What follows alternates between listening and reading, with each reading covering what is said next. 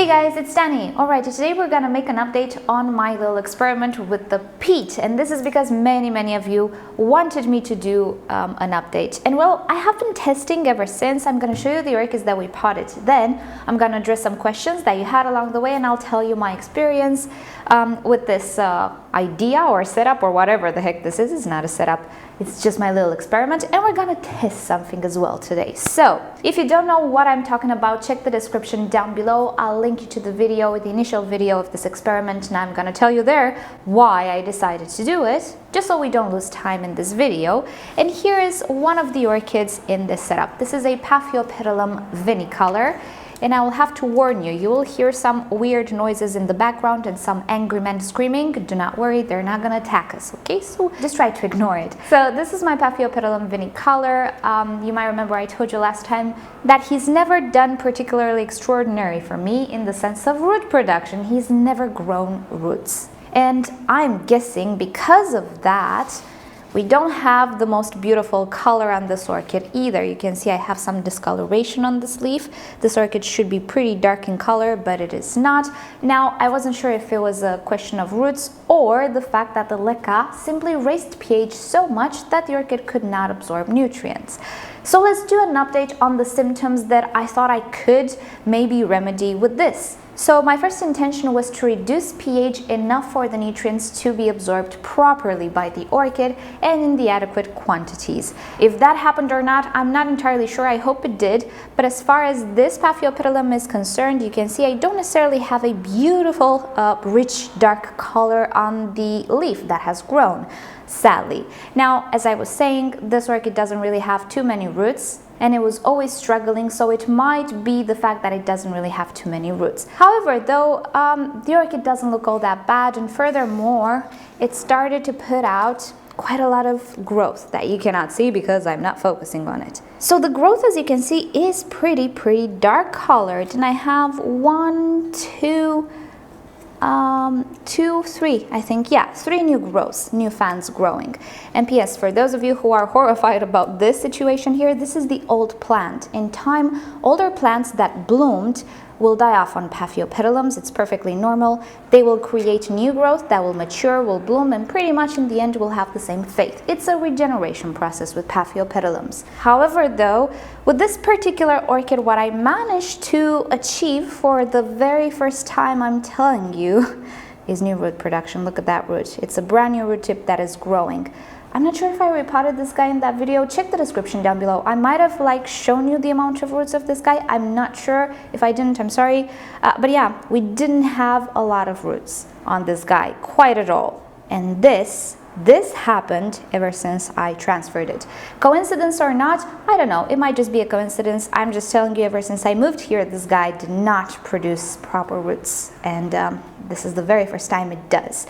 So while we're here, let's address a few more questions. Some of you asked me if the peat would start to mold. And as you can see, no, it did not. And this is because it's not necessarily an organic that needs to decompose. It's already decomposed organics. You know, it has been through the process, so no, it's not gonna mold over right now. The granular peat that I showed you in the initial video is a pretty tough material. It's not prone to molding or decomposing or stuff of the sorts. So as you can see, no, I don't have any issues in the pot. With this particular orchid, I don't have algae either because he is sitting further into my shelf there, or actually no, he's sitting there. And as you can see, he only benefits from artificial light in that location. I do have other pots that benefited from more natural light, and you'll see how those look. So as far as the Paphiopedilum goes, yeah, I did not address the issue of the coloration of the leaf. At least I don't think I did yet. I don't see anything. I did manage to make the orchid root, so that's a good thing. It could be a coincidence though. I am willing to admit that. And I also don't have deposits on top of my leca. And P.S. these orchids were not flushed yet. I periodically flush my orchids. In the winter, not so often, but I do periodically flush my orchids, of course. These were not flushed just yet because I wanted to keep them that way until this video. So that's enough about the Paphiopedilum. Let's go see the other orchids that we worked on. Okay, so we've also transferred a Phalaenopsis orchid, and this is one of the cakeys on the dying Phalaenopsis that I received last year or something. I cannot say this orchid was suffering or anything. It's just a keiki that needed time to develop and live on its own. It was a save, let's call it. So as you can see in this pot, we have some algae, and this is because this Phalaenopsis is residing towards the edge of my shelf here, which gets more natural light. It's just how this shelf is, and it's sitting at the edge. So you can see I do have a few algae here, not more than I normally have in my pots that don't have the peat. As you can see, the peat, once again, you can see it here, it's not moldy, it's not doing anything, and it's not smelly, I can tell you that. Root wise, you know, I don't necessarily see anything, but this orchid, as I told you, was just adapting to being potted.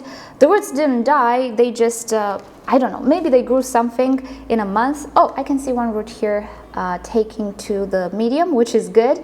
But yeah, you cannot see anything in the pot. I cannot say if the roots grew or not. They might have. Pretty much nothing much changed. As you can see on top of this pot, I do have very little deposits, but I do still have deposits. So the orchid didn't really consume all the amount of fertilizer that I gave it. Mind you, the Paphiopedilum was the one fertilized with the lesser quantity. I do adjust fertilizer in accordance to some of my orchids. And the phals usually get more, and with this one I need to decrease it. There's no point in feeding it too much because obviously she doesn't need it. Ooh, look at this. Wow. Okay, I have a lot of deposit only on this one. Maybe this bead had something from manufacturing, I don't know. But yeah, there we go. This is the Phalaenopsis, nothing dramatic happening. She's doing okay. Pretty normal evolution, nothing to write home about actually. But now let's see the Cattleya. So this is the Cattleya that we worked on, and this is the one that received most light, since it's a Cattleya. It's also the orchid which was in full active growth when I repotted it. It was producing roots, it was growing. This new growth right here, it was the most active, and I'm not going to say healthy, but let's say the one closer to recovery than the others. And as you can see in the pot, being that this received a lot of light, I have a lot of algae. This was watered recently because the Cattleyas tend to dry off a little faster since they have quite a lot more roots. So let's look at the roots. We can see there's nothing bad going on. We have good roots, and this is a growing tip. It reached the peat bead, and nothing bad is happening. So the beads are actually not damaging anything because, and I'm not sure if I mentioned in my previous video, I did measure, the beads don't really make the water very acid. It goes to a maximum of, let's say, 4.5 on the pH scale, which is not that bad considering vinegar is 2, right? So that pH is not enough to actually burn anything. You'd have to go lower than that. And I'm not sure if I can, oh, these are really nice root tips you can see here. And let's look at the bottom. Yeah, I would say everything is going great at the bottom there as well. So the orchid has grown normally. You can see on top the slightest of deposits, not a whole bunch, considering it's been a month and a half, I think, since I started the experiment. I'm not positive, maybe it's been more, and it hasn't been flushed. Also, it has been fertilized more than the Paphiopedilum. The new growth is matured, roots are doing fine. They are not burned or anything. Algae deposits have appeared, of course, but that doesn't have to do anything with the peat. If you know my previous videos, the transparent pots do have algae, and that's that. So that's why I'm not using transparent pots.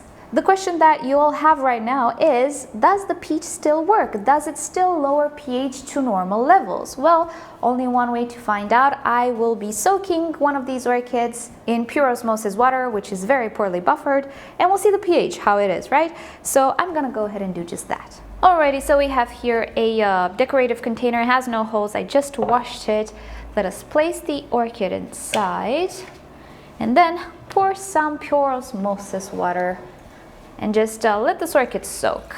And I'm gonna let it soak actually for quite a bit, maybe for 10-15 minutes or so.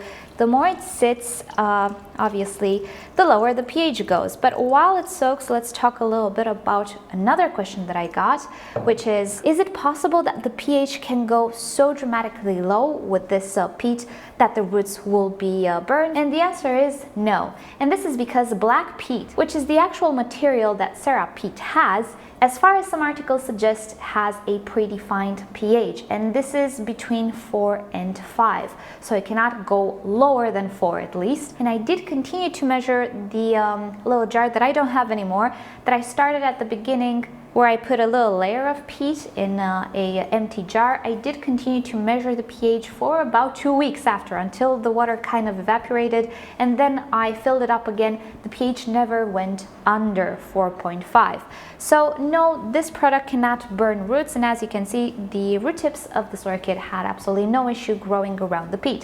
So it's not a question about making things too acidic, because of the nature of the material. I tried to take that into consideration as well, just to be on the safe side. Alrighty then, so while this orchid sits, I'm actually gonna go ahead and film another video while I'm at it, and we'll come back when we're done. Let's put a clock. Mind you, it is not 10:41 right now, it's 9:41. You don't know that. But anyway, I didn't set this watch ever since the hour changed. But there we go. Let's say it's 10:41 now.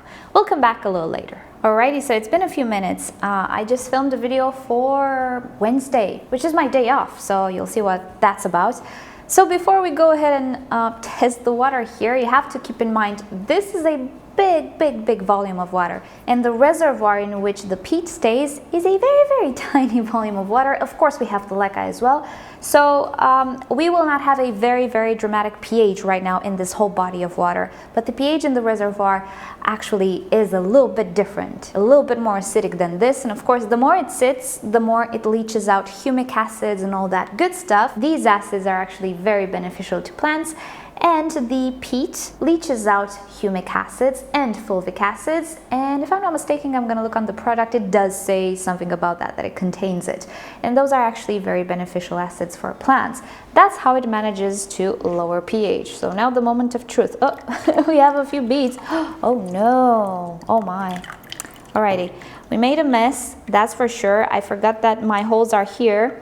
But also we have a few beads that escaped, and this is because the leca is very airy, or actually the medium is very airy, and stuff managed to get out. So there you go. If you ever wondered how airy the semi-hydro medium is, it's very airy. And here I have my pH meter. Let's put it in, and on the instruction it says to wiggle it around for around 30 seconds to get an accurate reading. So that's what we're gonna do. It always does that. So we're just gonna do that. I might speed the process up. I might come back when I'm done. It's still going down. So yeah, give me a second. Okay, so my hand has started to really get sore. So what we have here is a pH of 6.5, let's say, which is not horrible, right? It's not very low. It's not incredibly high.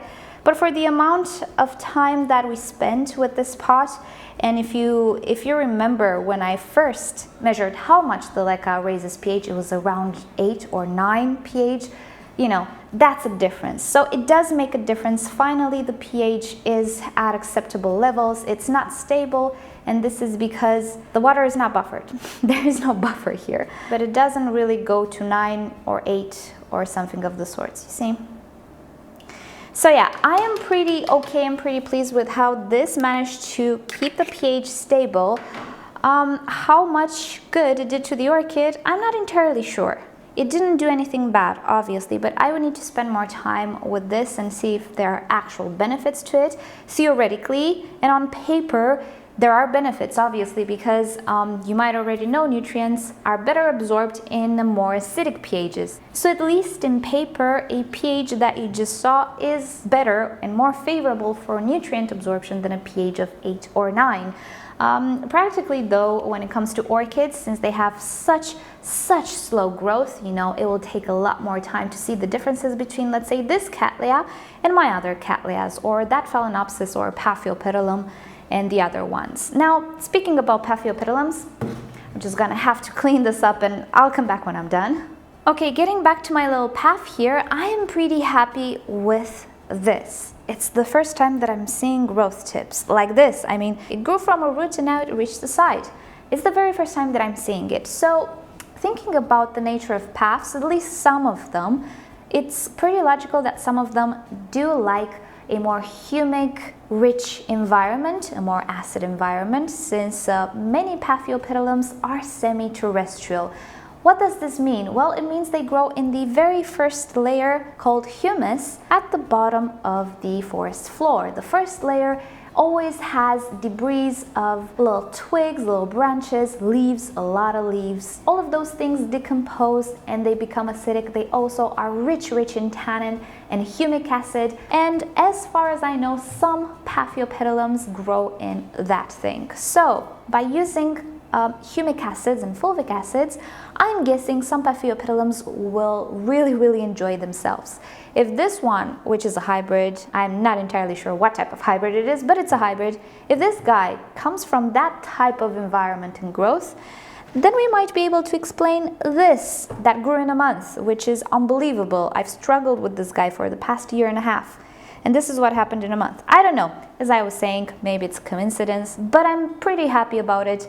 And I'm trying to find the logic behind it. So I will need to give it more time, observe these guys. So far so good. If this is something that's useless, it might be, and you should definitely not go ahead and change all of your setup because of this. This is my own little experiment that I like to document, and so far so good. As we've seen, the peat doesn't mold, it doesn't affect roots, and indeed it does maintain that pH within some more humane limits, let's say. So that was the little update on my experiment. I know many of you suggested that I make an update. Here it is. I will be sure to update you in the future as things progress. So far so good, and I hope you've enjoyed it. So you know the drill. If you've enjoyed this video, please give it a thumbs up. If you hated it, give it a thumbs down. Subscribe to my channel for regular orchid and plants videos, and don't forget to turn on notifications so you never miss a video. Check the description down below for more information on the experiment, why I started it, and so on. And with that said, I'll see you all next time. Bye!